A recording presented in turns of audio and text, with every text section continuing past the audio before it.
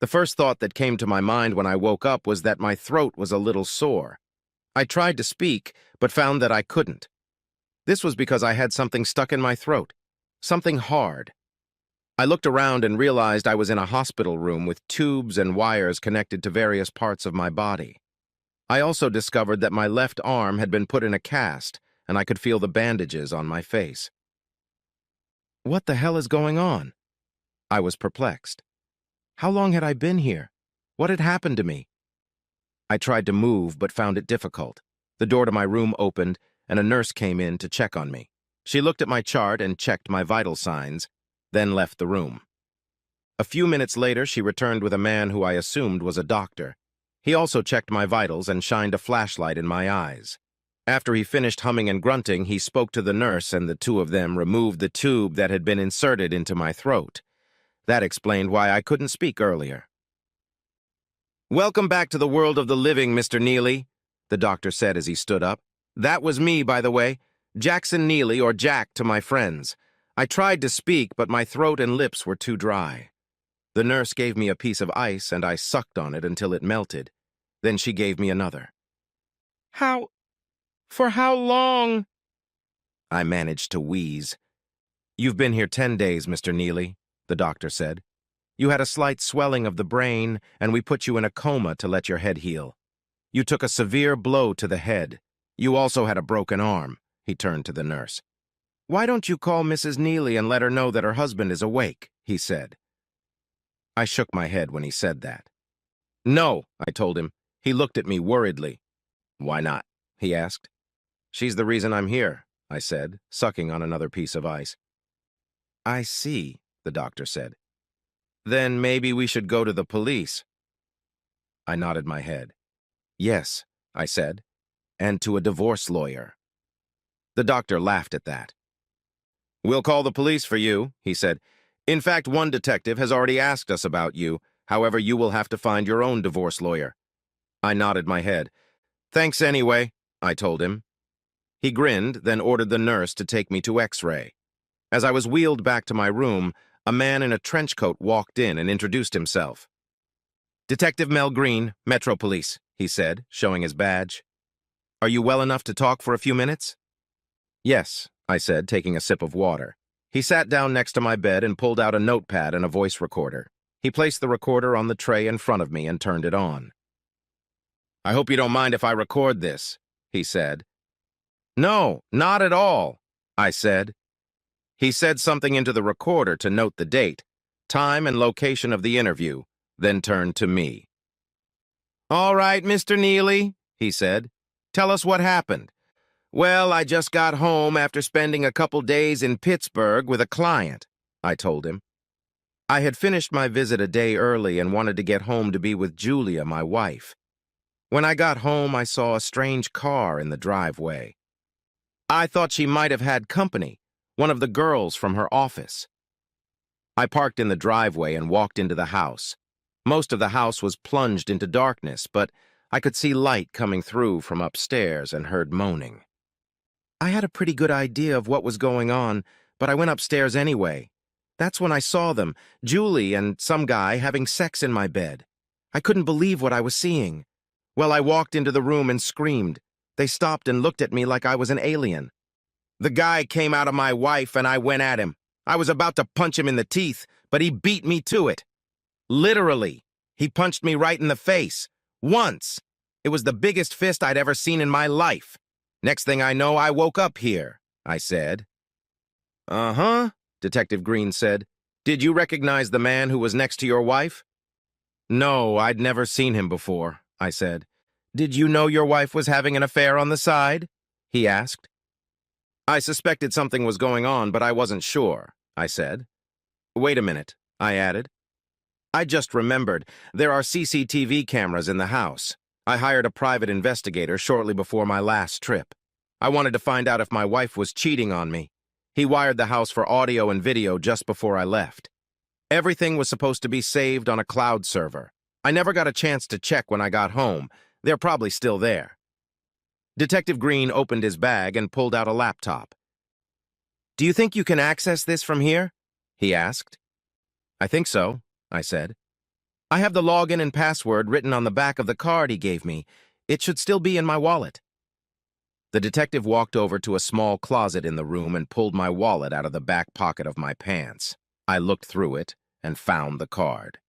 Here it is, I said, pulling out the card. I handed the wallet back and he slipped it into my back pocket. Angus McGregor, Detective Green said, reading the name on the front of the card. Is this your private detective? Yes, he is, I said. He's the one who called 911, the detective said. From what I was told, he gave the police a statement, then followed the ambulance here and gave the hospital your insurance information. Have you talked to him yet? I asked. Yes, Green said. He told me he found you on the floor at the bottom of the stairs and then called 911. There was no one else in the house at the time he found you.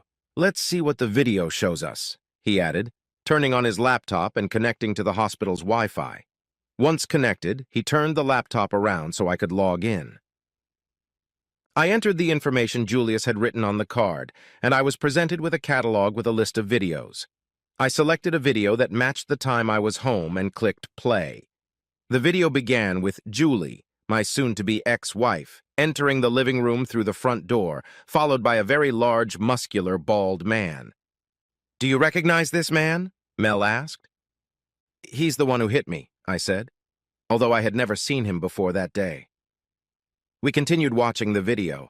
After looking around the room, Julie turned to the man and gave him a scalding hot tongue kiss. Come on, she said to him. Let's go upstairs and finalize our deal.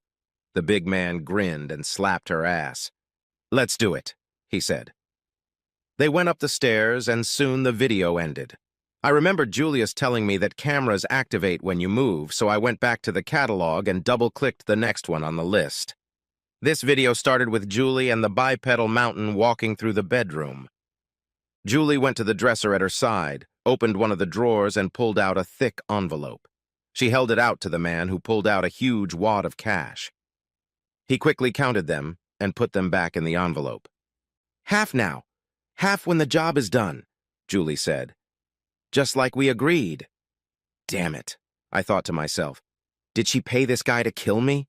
He grinned, looking her over from head to toe. So, sweet cheeks, what do you say we seal this little deal? He asked. Julia smiled, looking him over from head to toe. Then she began to undress. Soon she stood before him naked.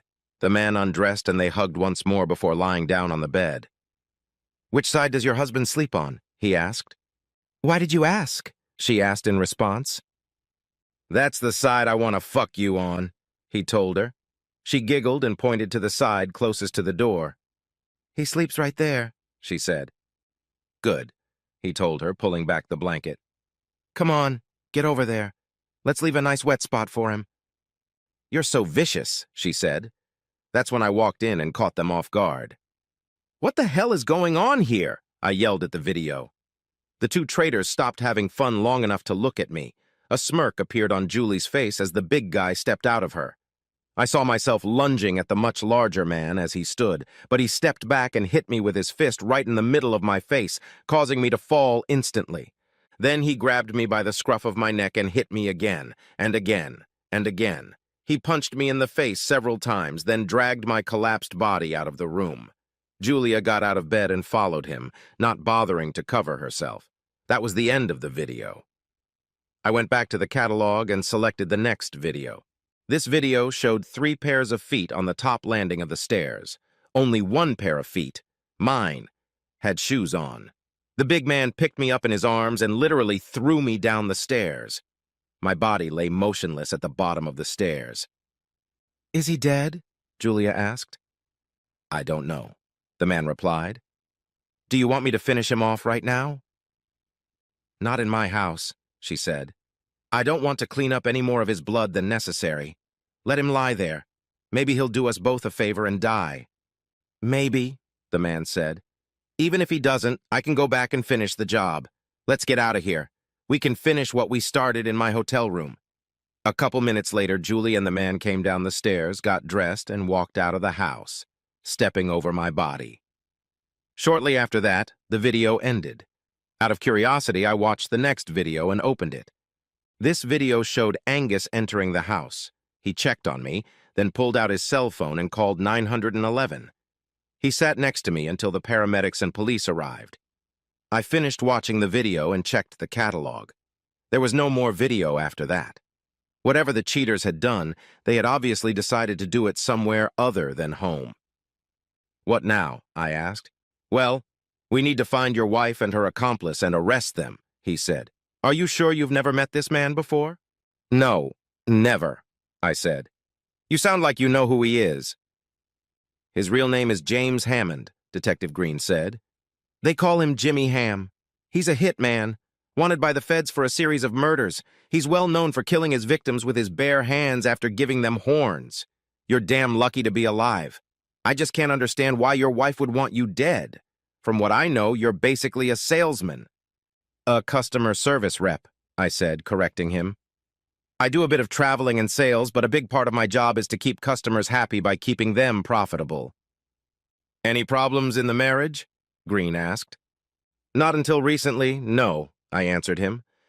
"Are you one of those guys who has fun when you're out of town?" Mel asked. "You mean, do I cheat on my wife?" I asked. "Hell no. Do you think I'd cheat when there's one waiting for me at home? You've seen her. Would you chase women with a weapon like that at home?" "No, I can't say I would," Green said. "So revenge is ruled out as a motive. Tell me, do you have a life insurance policy?" "Yes," I said. "Through my work, I've earned $1 million policy. In the event of an accident, it pays out double." "And your wife is the beneficiary of that?" Green asked. "Yes," I said, "but that's not all." "What else?" he asked. "I won a lottery prize not too long ago," I said. $3 million after taxes. I was going to surprise Julie with a cruise for our anniversary." "Did she know about the money?" Green asked. "I told her I won, but I didn't tell her how much," I said. "I usually keep track of all our finances, so I didn't think she would know about it since she rarely looks at bank statements." "So, if something happened to you, she could potentially walk away with $5 million, right?" Green asked. "I suppose so," I said, after a little thought. "Do you think she'd really kill me over money?" "It's one of the oldest motivations known to man," Green said. "Shit, I said that. Why don't you log into your account and see how much you have left?" he suggested. I did so and found that Julie had withdrawn $5,000 each 3 times in the last 12 days. The rest was still in the account. "While you're here, why don't you go ahead and cancel any joint credit cards you may have? Once you're done, I'll call and temporarily block the account, just until we can take her into custody," he suggested. I took his advice and canceled our joint credit cards and reported her ATM card stolen. When I was done, he called to get an order to freeze Julie's account. "Any idea where your wife is now?" he asked when he was done. I shook my head. "I have no idea," I said. "Normally, I'd say she'd normally be at home at this time of day, but I really don't know. Angus might know." "Your private detective?" Mel asked. I nodded my head. "Yes," I said. "Call him," he said, holding out his cell phone to me. We'd been returning his calls for the last few days, so he'd be expecting my call anyway. I took the phone and dialed Angus's number. He answered after the second beep. "McGregor," he said when he answered. "Angus, it's Jack Neely," I said. "Jack, you're awake," Angus said. "Thank God, I was so worried, but that's not your phone." "No, Detective Green is at the hospital with me," I said. "Even better," he said. "I've been trying to contact him, but we keep missing each other." "Angus, do you know where Julie is?" I asked. "Yes," he said. "Put the phone on speaker and I'll tell you both." I put the phone on speaker and placed it on the tray in front of me. "This is Detective Green," said the detective. "Can you hear me all right, Mr. McGregor?" "Of course," said Angus. "And call me Angus, please. Mr. McGregor was my father. We all laughed at that." "So where is Mrs. Neely now?" Mel asked. "She's at the international airport and has just bought a ticket to Chicago," said Angus. "However, the plane doesn't leave until 4 hours later, so you should have plenty of time to delay her." "And what about James Hammond?" Green asked. "Is he with her?" "Not at the moment," said Angus, "but from what I've learned, he's going to meet her there in the next couple of days." "Good," said Green. "Angus, keep an eye on her. I'll call and arrange for her to be detained. Will do, Angus said before ending the call. Detective Green called his partner and instructed him to get a warrant for Julie's arrest. He then made another call and sent an orientation, a bulletin for all counts, for Hammond. By the time he was done, the doctor had returned to the room. "How long is Mr. Neely going to be here?" Mel asked. "Probably a few more days," said the doctor. "He's making a fine recovery, but you know he's been beaten up pretty badly." "Yes, I can see that," said Mel. "I'm going to arrange for a couple of officers to guard him while he's here, if you don't mind." "That's fine with me, as long as they don't get in the way," said the doctor. "Good," Mel said in response. Before he could speak, he turned to me. "Take care of yourself, Jack. We'll be in touch. Call if you need anything." "Thanks, Detective," I said. After he left, I went to bed and tried to watch TV, but my thoughts kept coming back to my wife. Why would she do this to me? I asked myself. Wasn't I a good husband and provider? I thought back to our life together and wondered what happened to the sweet girl I met in college. After high school, I went straight to college.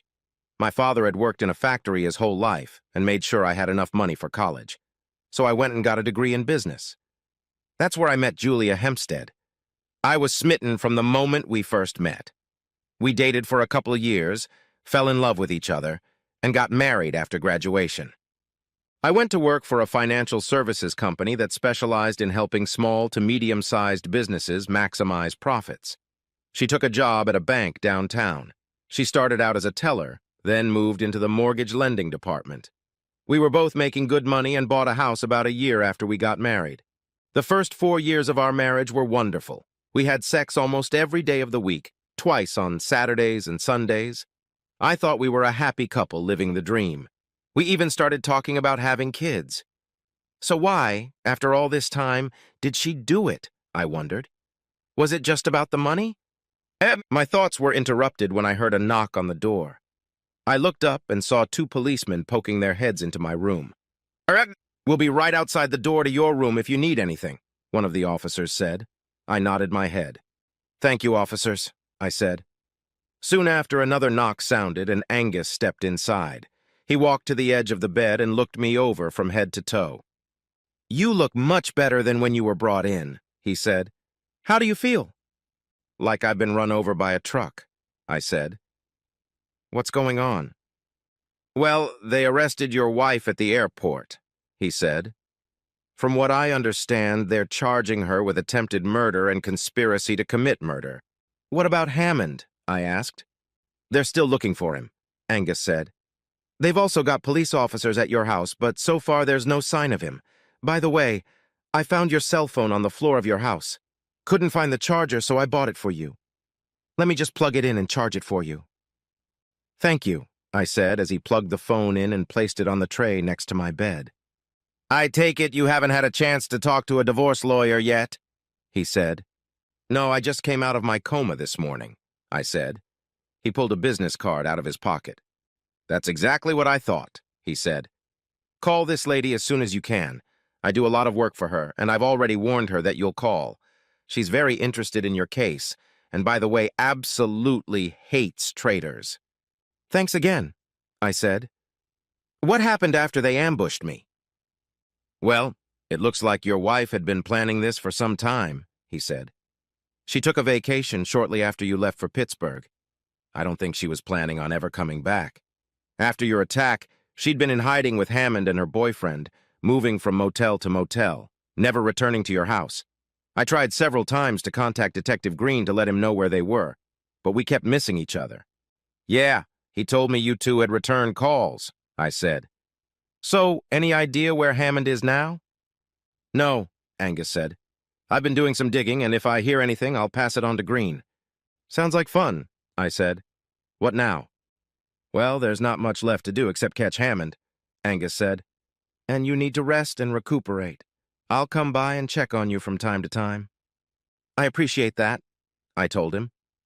He shook my hand and left me alone with my thoughts. When I had enough charge on my phone, I called the lawyer he recommended. "Alicia Hawkins' law office," the receptionist said when she answered. I'd like to speak to Miss Hawkins, please, I told her. This is Jack Neely. She was recommended to me by Angus McGregor. Just a moment, please, said the secretary in her cheerful voice. A few moments later, I heard another woman's voice on the phone. Alicia Hawkins, she introduced herself. Is this Mr. Neely? Yes, I said. I got your name and phone number from Angus McGregor. He advised me to call you. Yes, Mr. McGregor told me about your situation, she said. I've been waiting for your call. I understand you're in the hospital now? Yes, I am, so it's a bit difficult to move around at the moment, and I'm also being hunted by an assassin, I said.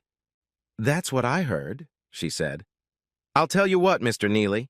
I'm just about ready to get this case over with here at the office. Why don't I visit you there? Would that be all right? Wow, I thought. A lawyer who makes house calls. That would be awesome, I said. Excellent, she said. I'll be at your place shortly. Alicia showed up with her briefcase about an hour later, and we spent the next hour discussing the details of my divorce. Although the state we lived in was a no-fault state, divorces could be allowed on grounds such as betrayal or cruelty. Alicia said she would draw up the papers citing betrayal and extreme cruelty, especially since Julie hired a hitman to kill me, cheated on me with him, and then left me for dead on the floor of my house. Having her in jail would go a long way toward helping me get what I wanted in the divorce, which was pretty much everything. She was packing her things back into her briefcase when Mel knocked on the door and poked his head inside. He smiled and entered the room after I waved him in. Good afternoon, Detective Green, Alicia said with a smile. Miss Hawkins, he said. I'm not interrupting anything, am I? Not at all, she said. We were just finishing up. Do you have news for us? In fact, that's why I came, he said, sitting down. Well, I asked. Your wife confessed everything, he said. Said she hired Hammond to kill you and made it look like an accident. Why? I asked. Money, he said. And lust. She said she'd started having an affair with a coworker, a guy named Sylvester Johnson. Do you know him? No, I don't, I said. Turns out Johnson is Hammond's nephew, he said. Your wife and Johnson wanted to elope and go to Hawaii but couldn't afford it. She looked at your account, saw your lottery winnings, and thought it would be her ticket to paradise. Figured with that amount and your insurance payout, she'd walk away with $4 or $5 million. It's not the first time I've seen this happen. It probably won't be the last.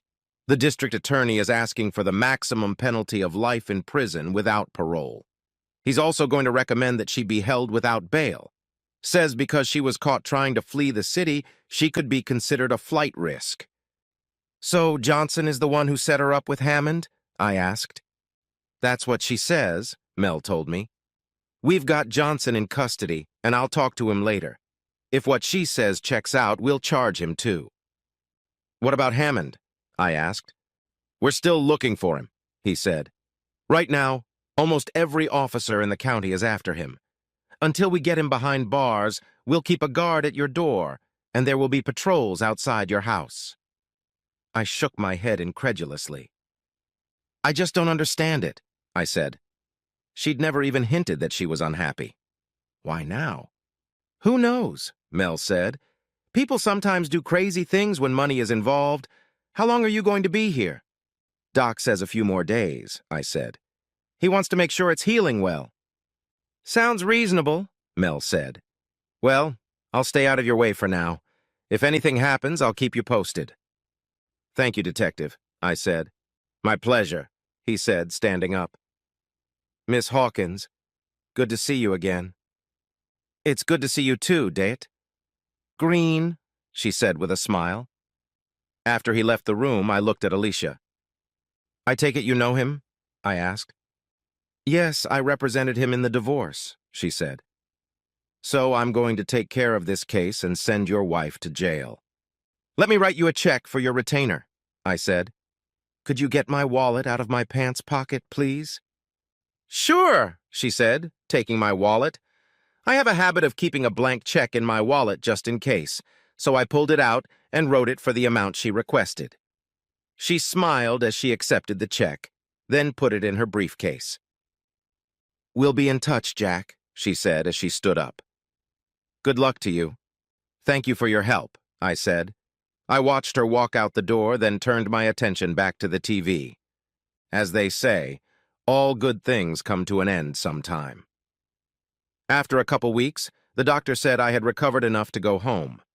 During this time, I had several visitors, friends and work colleagues, Angus and Detective Green, who kept me informed about the case against Julie and the ongoing hunt for Hammond. Mel told me that Sylvester had been charged with conspiracy to commit murder. Julie had gotten the divorce papers while in jail and had decided to accept the dissolution of our marriage without a fight. Alicia told me she signed the papers without any objection, which surprised me. "In 60 days, you will be a free man," she said. "I got the house and all our possessions. Julia would be allowed to keep her car, clothes, and personal belongings. I called her parents, and they agreed they would take everything. What they did with it afterwards was their business."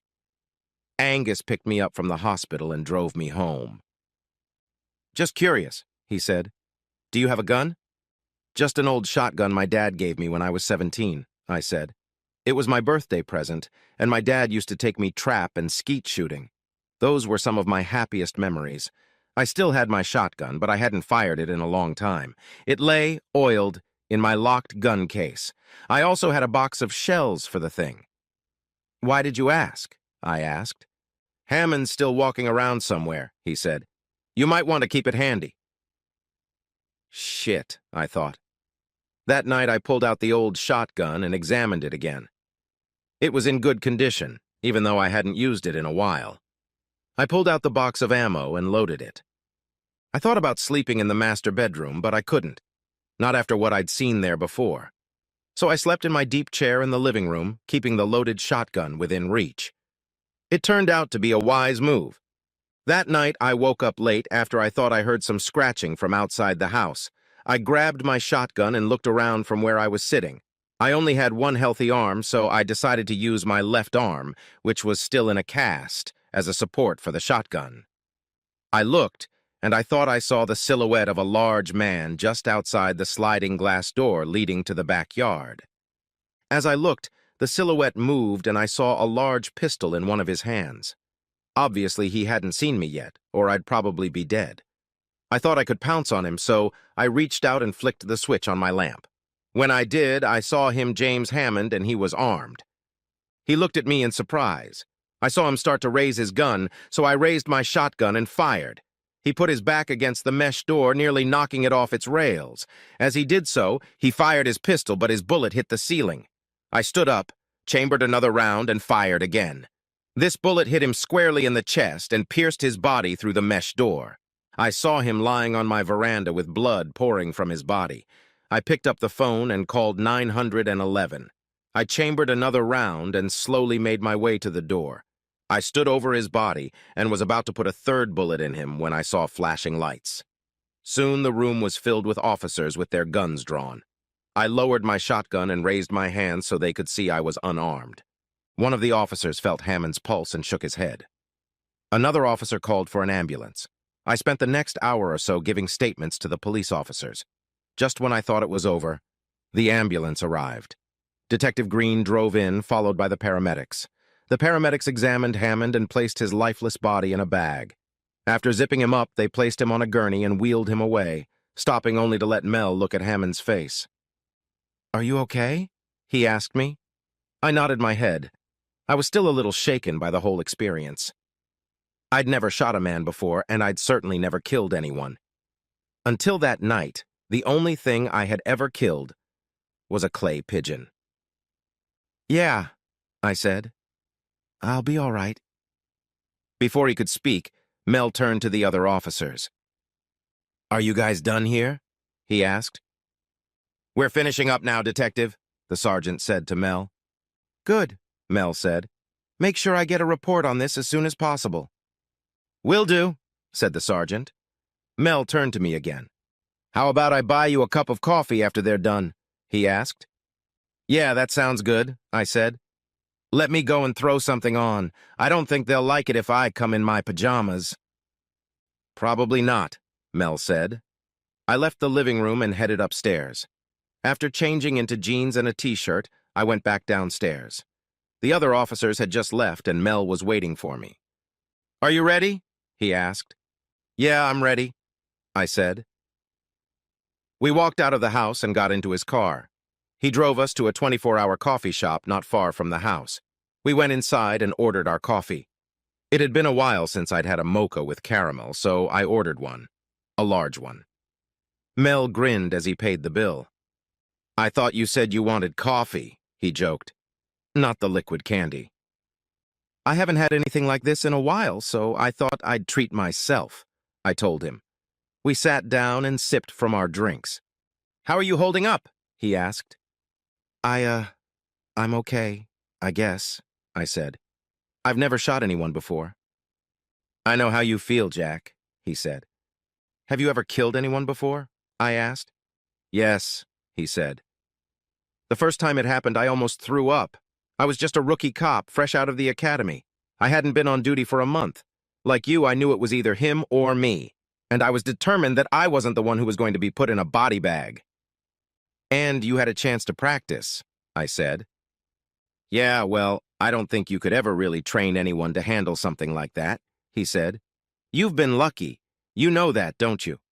Hammond was a trained killer." "Yes," I said quietly. "I know." "Well, the important thing is that you're alive and he's not," Mel said. "Lucky for you, this state has lock laws, so you won't be prosecuted." "Thank goodness for that," I said. Mel smiled as I chuckled.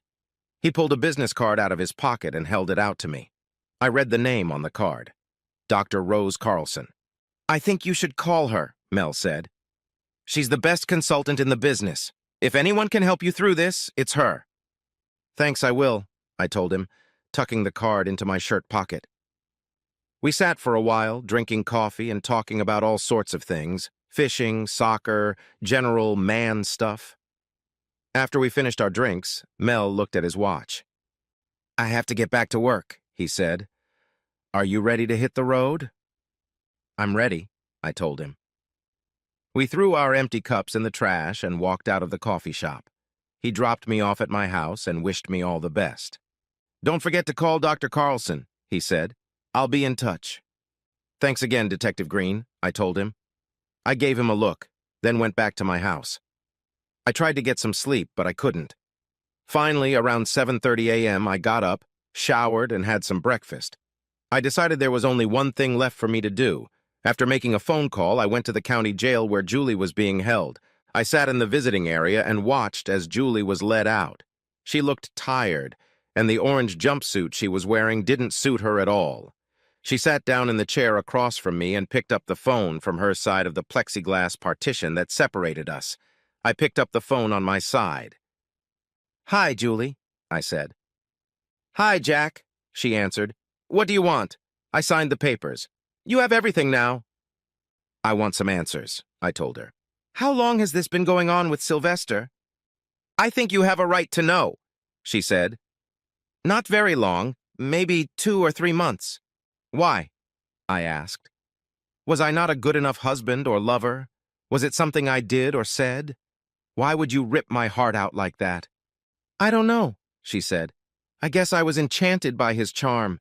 I know we talked about having kids, and I was scared. I was afraid I'd get fat and ugly and you wouldn't find me attractive anymore." "That's bullshit, Julie, and you know it," I said. "It doesn't justify what you did. There's got to be something else. What is it? Is it the money?" Julie lowered her eyes in embarrassment before answering. "Well, I think so," she said. "Sylvester told me that we could use it to escape and start over. Maybe take a trip around the world." "Is that why you decided to kill me, Julie?" I asked. "Sylvester said he could arrange for me to get all the money plus your insurance," she said, "without having to pay a lot of money for the divorce." "And he introduced you to Hammond?" I asked. She nodded her head. "Did you know Hammond was Sylvester's uncle?" I asked. Julia nodded her head again. "Yes," she said. "Then why sleep with Hammond and in our bed?" I asked. "He said he'd give me a discount if I fucked him in our bed," she said. "That's when you walked in and caught us. And you just left me for dead," I said. Tears ran down Julia's cheeks as she nodded her head. "Yeah," she mumbled, stammering. "I'm sorry." "Hammond is dead," I told her after an awkward silence.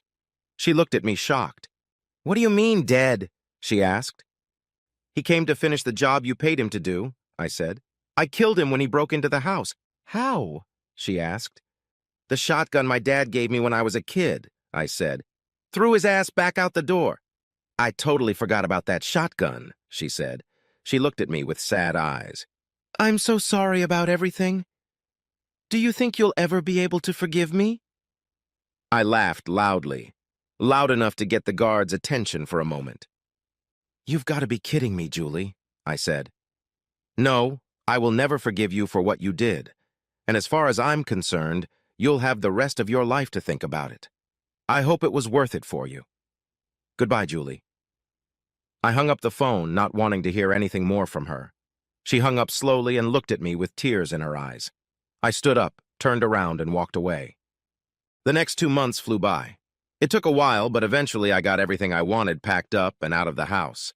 After doing some renovations to the house, I put it on the market and bought a nice apartment near my office. I was called to testify at Julia's trial as well as Sylvester's. It didn't take long for the jury to find them both guilty on all charges. A week later, I was asked to appear in court for Julia's sentencing. The judge thanked me for my time and sentenced Julie to life in prison without the possibility of parole. Sylvester also received a life sentence. Turns out I had a life sentence as well, but mine was not served in prison.